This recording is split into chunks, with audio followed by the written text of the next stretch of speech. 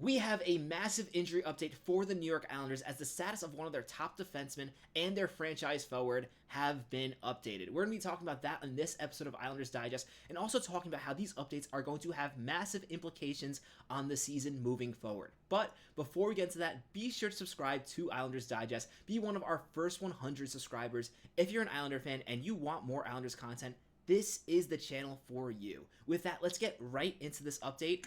And Stefan Roser has tweeted that Noah Dobson has been activated off the LTIR. He's going to be active, likely playing in the next game against the Boston Bruins on Thursday night. This is really exciting news for the New York Islanders. They're really getting a shot in the arm. If the Islanders are going to be competitive in the season moving forward, they really need Noah Dobson to be his best self. On the other hand, in order to free up cap space to get Noah Dobson on the roster, as you know, the Islanders have added a couple defensemen, a couple players recently, and as a result, in order to have enough cap space to activate Noah Dobson, they have put Matt Barzal from the IR to the long-term injured reserve. Now, on the face of things, this really does not change much. Islanders fans already knew that Matt Barzal is likely to be out for at least the next 3 weeks, likely more. We'll see what happens there, but not getting Matt Barzal back for a while made sense to put him on the long-term injured reserve. Honestly, I kind of question why he wasn't on the long-term injured reserve to begin with. We knew right after his injury that he's going to be out at least 6 weeks, but Lou Lamoriello seems to like to do things in mysterious ways. His catchphrase is, if you have time, use it, and Lou definitely likes to use it. But now that he has Noah Dobson coming back, he needed some cap space, put Matt Barzal on the LTIR. Definitely going to want to see what happens when Matt Barzal does come back, as the Islanders are definitely going to have to clear contracts somehow, maybe on this trade deadline coming up, or maybe some other way, because as of right now, when everyone is healthy, the Islanders do not have enough cap space to hold their entire roster, which is honestly a bit concerning considering the Islanders are struggling so much this season, and yet they're spending to the cap. But granted, there have been a lot of injuries. Maybe things will be different. But let's really talk about now that they're getting Noah Dobson back, what this means for the team. So as we can have a look here, these are some of the potential Islanders pairings on defense. Alex Romanov, Tony DeAngelo are going to continue being the top pair. I really love the way that Tony DeAngelo has played. He's been a great acquisition for the Islanders. Makes perfect sense for me that he's going to continue to be in the lineup, even with Noah Dobson back. Perhaps he can even mentor Noah Dobson a bit on the power play. That's an area where Noah Dobson has definitely struggled a bit. And Tony DeAngelo, even though he hasn't really had that many results on the Islanders yet, definitely has a lot of experience on the power play, definitely has some wisdom there. Right now we have Adam Pelech playing with Noah Dobson. I think this is a good pair for Noah Dobson. Noah Dobson sometimes can be a little defensively irresponsible. I think playing with Pelech really complements him and allows him to really focus on offense, which is where he shines, and which is where the Islanders are going to need him to shine if they are going to have any shot at making the playoffs, because the Islanders need offense right now. Third pair right now, we have Adam Boqvist and Ryan Pulock, and it's going to be really interesting to see what happens with this pair. It's going to be really interesting, first of all, to see if Adam Boqvist still has this spot when the Islanders play the Boston Bruins tomorrow night, Thursday night, because Adam Boqvist has played really well for the Islanders, but he was a pickup off of waivers. Going to be really interesting to see who the Islanders pick. Scott Mayfield right now, he's not in the current lineup. Patrick Waugh really didn't like his play coming back from injury, but he has said that he's going to give Mayfield another chance once his legs are a little more acclimated. Those slow, strong, big defensemen, sometimes it really takes them a little while to get going after they come back from injury. A lot of people don't like the way Scott Mayfield's been playing this season. Honestly, I think he has been playing some pretty good hockey. I definitely think the Islanders are going to try to get him back in there. But the Islanders also have Scott Perunovich, who they picked up from the St. Louis Blues for a 5th-round pick. He's definitely shown a lot of potential stepping up into a bigger role on the New York Islanders. So that now that Noah Dobson's back, all of a sudden, a week ago, it seemed like the Islanders had no healthy defensemen. It seemed like they had 2 or 3 NHL defensemen and a bunch of AHL kids trying to do their job to really step up. Then they signed Tony DeAngelo. They acquired these 2 other players. And all of a sudden, now, especially with Mike Riley coming back, the Islanders have 9 defensemen. 9 NHL quality defensemen who you can trust to play big minutes. And the Islanders and Patrick Waugh and Lou Lamoriello are definitely going to have to make a big decision on what to do about this moving forward.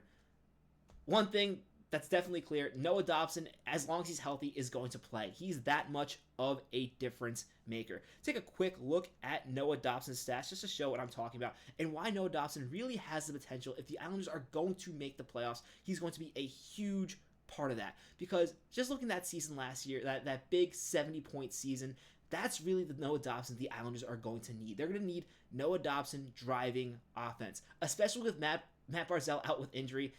He's going to be out for a while now.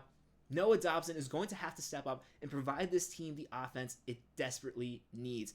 Having 70 points on the point as a defenseman shows he has that potential to be that guy, and the Islanders are really going to need to drive offense from defense in general, because as we're going to talk about in a bit later, the forward group is definitely lacking. Noah Dobson this season so far has not been having the greatest year. That being said, sometimes when you take a step back being injured, you really have the opportunity to, just come back with a new headspace. Maybe you notice some things watching tape while you're injured, some things you can be doing better, and really come back and have a new remainder of the season. Put what happened so far aside and just play your best hockey for the remaining 20 or so games. Now, we're going to get a little into some of the Islanders' power play unit, which is definitely going to play a big role. Noah Dobson's going to play a huge role in the power play, especially now that he's back.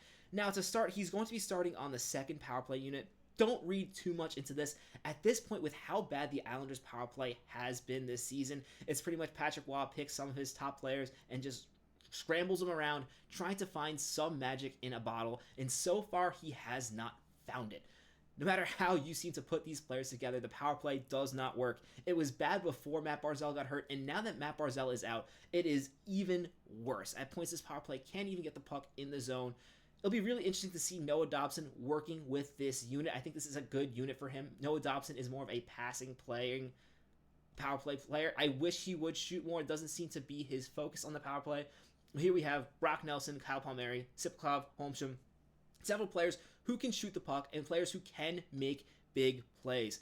Definitely think this could work for Noah Dobson, and if this unit starts to score, they will quickly become the first unit. Like I said, both these units are pretty much getting equal time at this point as Patrick Waugh just tries to find something that works. The other unit, you have Anders Lee, who is way more of a net front presence. I think the idea behind this power play is definitely just these players are more likely to shoot, and Patrick Waugh, if the power play is not going to score, he at least wants them to generate pressure getting pucks on net, which honestly has still been a struggle for this unit as well. Tony DeAngelo has looked pretty sharp on the power play so far, doesn't really have any points to show for it. I really wonder if he's going to help mentor Noah Dobson and how to be a quarterback on the power play. Tony DeAngelo has had a lot of success with that in the past. It'll also be interesting to see if Noah Dobson struggles on the power play, if a player like Adam Boqvist may get time back from Noah Dobson on the power play, really leaving him off the power play in general.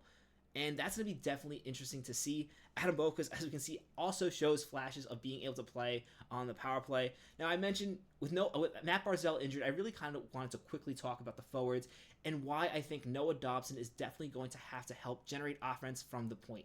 As you can see, this Islanders roster is not terrible. Anders Lee has been playing really well this season. You got Bo Horvat and Duclair on the first line. I definitely think Duclair has been playing better after his first injury.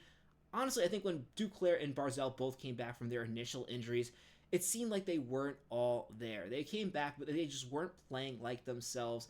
I really think something was nagging at Duclair, especially earlier on in this season. Now that he's had the extra weeks from the Four Nations face-off, he really looks like a sharper player so far coming back, and I really hope he can continue to do that and be a difference maker for the Islanders.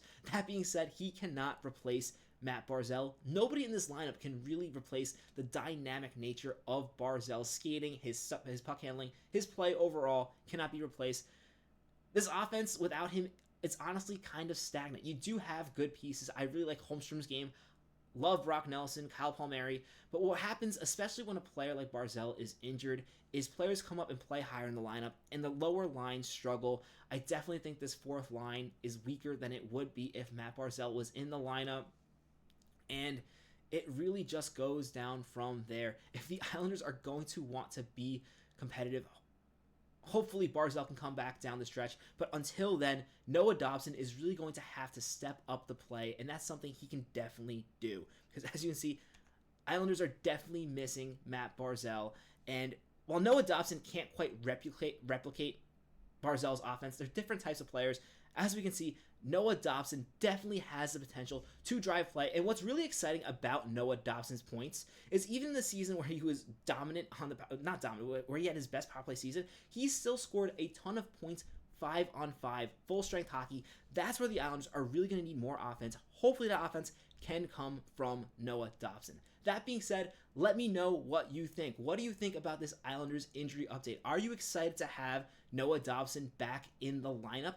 And where do you think Noah Dobson should be playing? Do you think he should go right back to having top pairing minutes? Or do you think a sheltered role and a sheltered role on the power play can really help him get back into form? Let me know your thoughts in the comments below. As always, thank you so much for watching. Let's go Islanders.